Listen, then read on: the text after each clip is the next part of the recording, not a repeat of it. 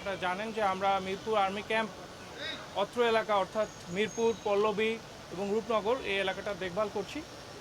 বিগত ১.৫ বছর ধরেই বাংলাদেশ সেনাবাহিনী এই এলাকায় সাধারণ মানুষের নিরাপত্তা বিধানের জন্য নিরলস পরিশ্রম করে যাচ্ছে।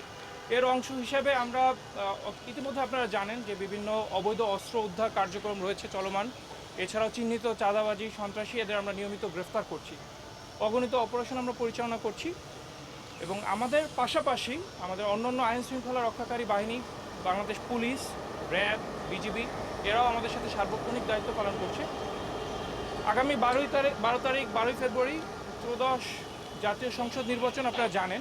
সো এই নির্বাচনটাকে একটি অবাধ, সুষ্ঠু, নিরপেক্ষ নির্বাচনে রূপ দেওয়ার জন্য সকল আইন শৃঙ্খলা বাহিনী তাদের কাজ করে যাচ্ছে এবং আমরা দিনরাত নিরলস পরিশ্রম করে যাচ্ছি সাধারণ মানুষের ভিতরে যে তার নাগরিক অধিকার, ভোটাধিকার এটা তারা প্রয়োগ করতে পারে তার সম্পূর্ণ ব্যবস্থা করার জন্য। ইতিমধ্যে আমরা আমাদের বিভিন্ন টহল কার্যক্রম জোরদার করেছি এবং আমরা যৌথ বাহিনীর টহল পরিচালনা হচ্ছে। এর বাইরেও বিভিন্ন নোডাল পয়েন্টের নিরাপত্তা জোরদার এবং ভোট কেন্দ্র এবং তার আশেপাশের স্থানগুলোতে আমরা নিয়মিত যাচ্ছি, আমাদের পর্যালোচনা জারি রেখেছি।